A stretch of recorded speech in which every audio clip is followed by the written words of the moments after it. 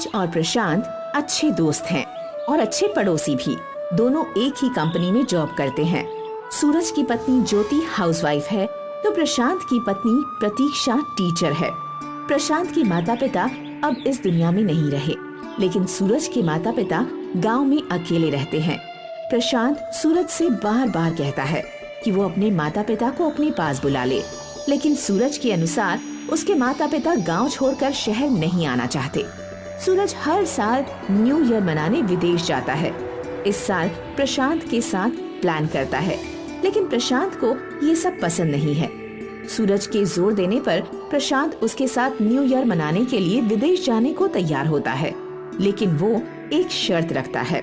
शर्त ये है कि दोनों में टॉस होगा और जीतने वाला पूरी ट्रिप का खर्च उठाएगा, और किस देश में एंजॉय करने जाना है ये भी टॉस जीतने वाला ही डिसाइड करेगा। Head and tail. हेड मेरा, टेल तुम्हारा। भाभी जी से पूछ लो, बाद में बदल नहीं जाना। सूरज भैया, जो प्रशांत ने कहा मैं सहमत हूँ। मैं भी सूरज से सहमत हूँ। अब सिक्का उछालिए। हेड आया, इसका मतलब मैं जीत गया। अब न्यू ईयर की प्लानिंग मेरी होगी। सूरज प्रशांत की बात मानकर टॉस करता है।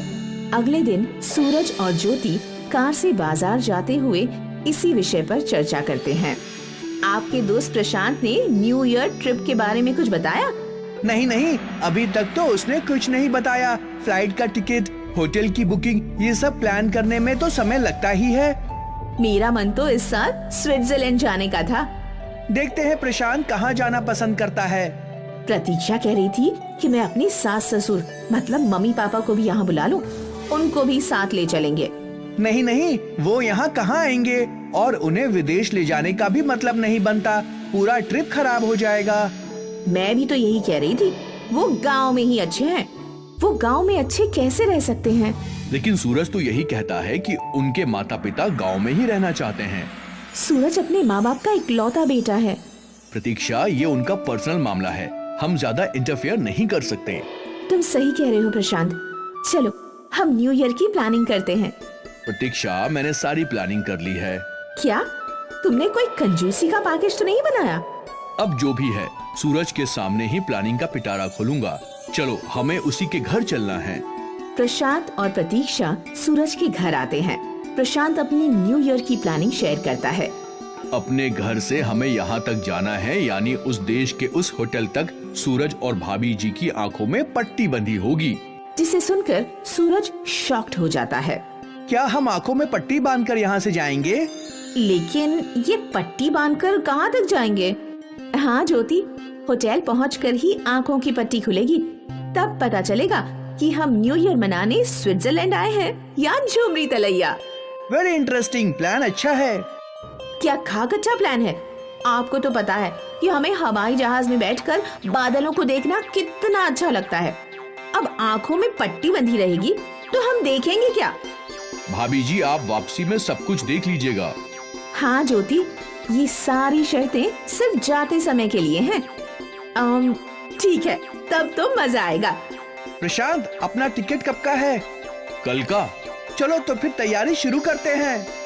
सूरज और ज्योति अपनी आंखों पर पट्टी बांधे प्रशांत और प्रतीक्षा के साथ न्यू ईयर ट्रिप के लिए घर से निकलते हैं।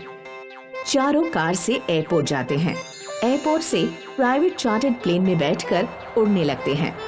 सूरज और ज्योति की आंखों पर पट्टी बंधी है, फिर भी वो प्रशांत और प्रतीक्षा के साथ इस सरप्राइजिंग ट्रिप का मजा लेते हैं। कई घंटों के सफर के बाद जहाज हवाई अड्डे पर उतरता है। सूरज और ज्योति हवाई अड्डे से बाहर निकलकर कार में बैठते हैं। कार प्रशांत चलाता है। सूरज और ज्योति की आंखों पर अभी तक पट्टी बंधी है। दोनों की उत्सुकता बढ़ती जा रही है। सूरज प्रशांत से पूछता है, प्रशांत, अब हम कहाँ जा रहे हैं? हम होटल जा रहे हैं। प्रशांत भैया, होटल पहुंचकर तो हमारी पट्टी खुल जाएगी ना? हाँ भाभी जी, बस थोड़ी देर में आप दोनों की पट्टी खुल जाएगी और आंखें भी। क्या मतलब? भाई साहब, ये कह रहे हैं कि सरप्राइज का सारा खेल थोड़ी ही देर में खुल जाएगा। ठीक है, थोड़ी देर और सही। प्रशांत सूरज और ज्योति के साथ बात करते हुए निकल जाता है।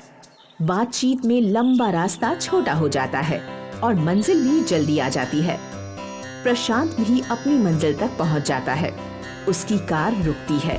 चारों कार से बाहर निकलते हैं। सूरज, हम अपनी मंजिल पे आ गए हैं। हाँ ज्योति, न्यू ईयर पार्टी हम यही मनाएंगे। प्रशांत, तुम्हारी शर्त पूरी हुई, अब तो आँखों से पट्टी खोलो। हाँ प्रतीक्षा, हम भी तो देखें कि ये कौन सी खूबसूरत जगह है। प्रशांत सूरज की आंखों से पट्टी हटाता है और प्रतीक्षा ज्योति की आंखें खोलती है। दोनों अति उत्साह के साथ एक दूसरे को देखते हैं और सामने देखकर चौंक जाते हैं। प्रशांत, ये क्या मजाक है? हाँ प्रतीक्षा, ये क्या तमाशा है? हम तो अपने घर वापस आ गए। क्या हम पृथ्वी का चक्कर लगाने गए थे? सूरज प्लीज मेरी बात सुनो। प्रशांत, मुझे ऐसा मजाक पसंद नहीं। तुमने ऐसा क्यों किया? अगर स्विट्जरलैंड जाने के पैसे नहीं थे तो मना कर देते। ये गोल गोल घुमाने की क्या जरूरत थी? हम कोई बच्चे हैं जो तुम्हारी इस बेवकूफी से बहल जाएंगे? तुम दोनों का गुस्सा जायज है, लेकिन मेरा सरप्राइज अभी बाकी है। अब क्या दिखाना बाकी है? हमने सब कुछ तो देख लिया। अभी तुमने कुछ नहीं देखा, आओ मेरे साथ। सूरज ज्योति, प्रशांत और प्रतीक्षा के साथ अंदर आता है और वहाँ अपने माता पिता को देखकर हैरान हो जाता है। माता पिता के साथ वृद्धाश्रम के और भी बहुत से लोग हैं। वो सब फूलों की वर्षा करके उनका स्वागत करते हैं। सूरज के माता पिता अपने बेटे और बहू को देखकर खुशी से भावुक हो जाते हैं। सूरज मेरा बेटा, कितने साल के बाद तुझे देख रहा हूँ। बहू, तुम लोग कब से मिलने नहीं आए। हम दोनों वृद्धाश्रम में तुम्हारी प्रतीक्षा करके थक गए। बेटा, कभी कभी तो मिलने आ जाया करो। हाँ सूरज बेटा, हमने तुम्हें पैदा करके और पढ़ा लिखा के कोई जुर्म तो नहीं किया। हमें वृद्धाश्रम में भेजकर तुम्हें कैसे सुकून मिलता होगा। सूरज, मेरा सरप्राइज यही है। मैंने वृद्धा आश्रम के इन्हीं लोगों के साथ न्यू ईयर मनाने का प्लान किया है। हाँ ज्योति, पेरिस और स्विट्जरलैंड तो सब जाते हैं, लेकिन बस प्रतीक्षा, बस तुमने मेरी आंखें खोल दी हैं। तुमने सही कहा था प्रशांत कि थोड़ी देर में पट्टी भी खुल जाएगी और मेरी आंखें भी। सचमुच आज हमारी आंखें खुल गई हैं। बाबूजी, हमें माफ कर दीजिए। हाँ माँ, हमने आप लोगों को वृद्धा आश्रम में भगवान भरोसे छोड़ दिया और यहाँ झूठ बोला कि आप लोग गांव में हैं। हमें माफ कर दीजिए। कोई बात नहीं बेटा, जब आँख खुले तब सवेरा होता है। सूरज, तुम्हें अपने दोस्त प्रशांत का शुक्रिया अदा करना चाहिए। प्रशांत, मेरे लिए न्यू ईयर का इससे बड़ा गिफ्ट और कुछ नहीं हो सकता। अब मैं हमेशा अपने माता पिता के साथ रहूंगा। सूरज, वो लोग भाग्यशाली होते हैं जिनके सरों पर माता पिता का साया होता है। प्रशांत, आज से तुम भी मेरे बेटे हो। आपने सही कहा। अब मेरे 2 बेटे और 2 बहुएं हैं। लेकिन आप लोग मेरे माता पिता नहीं। सूरज, ये तुम क्या कह रहे हो? हाँ प्रशांत, आज से वृद्धा आश्रम के सारे लोग मेरे माता पिता होंगे और अब हम जिंदगी की हर खुशी इन्हीं के साथ मनाएंगे। सूरज की बात सुनकर सब खुश होते हैं। प्रशांत का सरप्राइजिंग प्लान भी सबको पसंद आता है।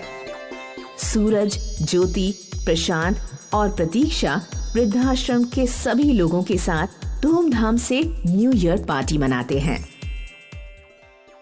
आस्था एक अमीर घर की लड़की थी। उसके पिता एक बिजनेसमैन थे जो अक्सर अपने बिजनेस में ही बिजी रहा करते थे। वहीं उसकी माँ रीना ब्यूटी पार्लर का काम करती थी। अक्सर अशोक और रीना घर से बाहर रहते थे और आस्था घर में अकेली रहती थी। आस्था घर में ही रहती थी। अशोक, रीना आस्था को वक्त नहीं दे पाते थे, इसलिए उसे महंगे महंगे खिलौने लाकर देते थे। माँ, मुझे एक महंगी ड्रेस चाहिए जो आपकी फ्रेंड अनीता की लड़की ने पहनी थी। आस्था, वो भी कोई ड्रेस थी? इतनी सस्ती? तुम देखना, मैं तुम्हें एक महंगी ड्रेस दिलवाऊंगी जिसे सब देखते रह जाएंगे। पर अभी मैं बिजी हूँ, मुझसे रात को बात करना। रात को आस्था अपने पापा के पास जाती है। पापा देखो ना, आज मुझे टेस्ट में 100 में से 100 मिले। ठीक है, बहुत अच्छी बात है। जाओ, अब जाकर सो जाओ, तुम्हें इसका गिफ्ट मिल जाएगा। पापा, एक बार आप मेरी कॉपी तो देख लो। इसमें देखना क्या है, तुम्हें टेस्ट में मिल गए हैं ना 100 में 100, ये काफी है। आस्था अपना मुंह बनाकर चल देती है। एक दिन की बात है जब आस्था को बुखार आ जाता है और वह मम्मी से कहती है, मम्मी आज आप छुट्टी कर लो ना, मुझे आपके साथ रहना है। मेरा मन नहीं है अकेले घर में रहने का। तुम्हें पता है ना आजकल सीजन चल रहा है पार्टियों का, और अगर मैं छुट्टी ले लूंगी तो तुम्हें पता है कितना बड़ा लॉस हो जाएगा। मैं छुट्टी नहीं कर सकती। ये लो दवाई खाकर सो जाओ, और किचन में खाना रखा है, खा लेना, आज मुझे आने में देर हो जाएगी। आस्था घर में एकदम अकेली रहती थी। आस्था के घर एक काम वाली आया करती थी। उसकी बेटी का नाम कविता था। कविता के माता पिता उसे बहुत प्यार करते थे। गरीब होने की वजह से उसकी हर इच्छा तो पूरी नहीं करते थे, पर उसकी जरूरत का सामान जुटाने की पूरी कोशिश करते थे। माँ, आज क्या बनाया है? बेटा, वही दाल रोटी बनाई है। माँ, आज दाल रोटी का मन नहीं है, आज कुछ अलग सा बना दो ना। ठीक है बेटा। सुशीला दाल के साथ रोटी ना बनाकर बाटी बना देती है और थोड़े से चावल से इडली बना देती है। वाह माँ, तुमने बहुत अच्छा खाना बनाया है। तुम्हारे हाथों में तो जैसे जादू है। कुछ समय बाद आस्था और कविता का एक ही दिन जन्मदिन होता है। पिताजी, आप मुझे बर्थडे पर क्या गिफ्ट देंगे? कब है तेरा बर्थडे? पिताजी, आपको मेरा बर्थडे याद नहीं? याद तो था पर भूल गया। देखना, मैं तेरे बर्थडे पर महंगी सी कार गिफ्ट करूंगा तेरे लिए। आस्था खुश हो जाती है और अपनी मम्मी के पास जाती है और पूछती है, माँ, अगले महीने मेरा बर्थडे है, आप मुझे क्या गिफ्ट दोगी? गिफ्ट? देखना, मैं तुम्हारे लिए इतना अच्छा गिफ्ट प्लान करूंगी कि तुम सोच भी नहीं सकती। सच में माँ? आस्था, तुम देखना, तुम्हारे लिए कितने महंगे महंगे गिफ्ट आएंगे। मैं तुम्हारी पार्टी में सारे अमीर लोगों को बुलाऊंगी। कविता और आस्था का जन्मदिन आता है। आस्था सुबह सुबह उठकर तैयार हो जाती है और महंगी ड्रेस पहनती है। देखती है कि कोई नहीं आया है, तो वह अपने पापा को फोन करती है। हेलो मेरी परी, हैप्पी बर्थडे। पिताजी, आप कहाँ हो? मैंने आपको पूरे घर में ढूंढ लिया। बेटा, मुझे एक जरूरी काम से शहर जाना पड़ रहा है। मैं एरोप्लेन में बैठकर आपसे बात कर रहा हूँ। सुबह सुबह आप सोए हुए थे, इस वजह से मैंने आपको बर्थडे विश नहीं किया। मैं जल्दी से आपके पास आ जाऊंगा। ओके। जैसे ही वह फोन रखती है तो सामने उसकी चाची खड़ी होती है। एक महंगा तोहफा देकर कहती है, हैप्पी बर्थडे बेटा, तुम्हारी मम्मी नहीं है, ये गिफ्ट तुम्हारे लिए दिया है और कहा है कि शाम को अमीर मेहमान आएंगे, उनके सामने अच्छे से तैयार होकर केक काट देना। पर मम्मी कहाँ है चाची? बेटा, मम्मी को एक अर्जेंट बुकिंग पर जाना पड़ा, वो शाम को आ जाएंगी। आस्था उदास हो जाती है। वहीं दूसरी ओर कविता का जन्मदिन होता है। उसे उसके माता पिता विश करते हैं। उसकी मम्मी उसे तैयार करती है और वो अपने माता पिता के साथ मंदिर जाती है। वहाँ भगवान का आशीर्वाद लेकर कविता की मम्मी कविता को साथ लेकर आस्था के घर काम करने के लिए जाती है। वहाँ कविता आस्था के कमरे में जाती है जहाँ आस्था उदास बैठी होती है। क्या हुआ? तुम इतनी उदास क्यों हो? मैं तो तुम्हारे लिए चॉकलेट लेकर आई थी। आज मेरा भी जन्मदिन है। Happy birthday Kavita. Happy birthday to you too. तुम उदास क्यों हो? आज मेरा बर्थडे है। मम्मी पापा ने मुझे महंगे महंगे गिफ्ट तो दे दिए, पर मेरे पास ना मम्मी है और ना ही पापा है। आज के दिन भी मैं बिल्कुल अकेली हूँ। मुझे बहुत बुरा लग रहा है। मुझे आज के दिन मम्मी पापा के साथ रहना था। मम्मी पापा आज के दिन भी इतने बिजी हैं कि वो मेरा जन्मदिन तक भूल गए।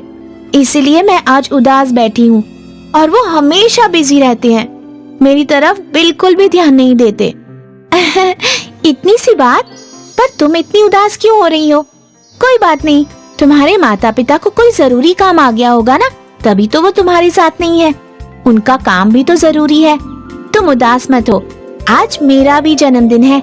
मैं अपने माता पिता के साथ घूमने जा रही हूँ, तुम भी मेरे साथ चलो। आस्था जाने के लिए तैयार हो जाती है। कविता और आस्था कविता के माता पिता के साथ पहले मंदिर जाते हैं, फिर बाजार घूमते हैं, बहुत सी चीजें खाते हैं और फिर एक पार्क में जाते हैं जहाँ बहुत सारे फूल खिले होते हैं और तितलियां मंडरा रही होती हैं। दोनों मिलकर बहुत सी मस्ती करते हैं। कविता, तुमने आज मेरा जन्मदिन बहुत अच्छा मनाया। मैंने तो कभी ऐसा जन्मदिन मनाया ही नहीं। मैं तो सिर्फ घर में कीमती तोहफे और महंगे खाने से ही अपना जन्मदिन मनाती आई हूँ। अभी जन्मदिन मना ही कहाँ है, अभी तो केक काटना बाकी है। कविता आस्था को लेकर अपने घर जाती है, जहाँ उसकी मम्मी ने बर्गर और मलाई से केक बनाया था और बहुत ही स्वादिष्ट व्यंजन भी बनाए थे, जिन्हें खाकर आस्था कहती है, तुम्हारी मम्मी ने तो सचमुच बहुत ही स्वादिष्ट खाना बनाया है।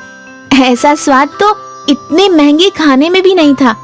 मैंने हमेशा महंगी महंगी चीजें देखी, पर उनमें खुशी नहीं थी। पर आज तुमने सस्ती चीजों में इतनी खुशी दी है कि मैं अपना ये जन्मदिन कभी नहीं भूलूंगी। आस्था और कविता दोनों आपस में गले मिलते हैं और अच्छे दोस्त बन जाते हैं। अब दोनों साथ साथ हर साल अपना बर्थडे सेलिब्रेट करती हैं।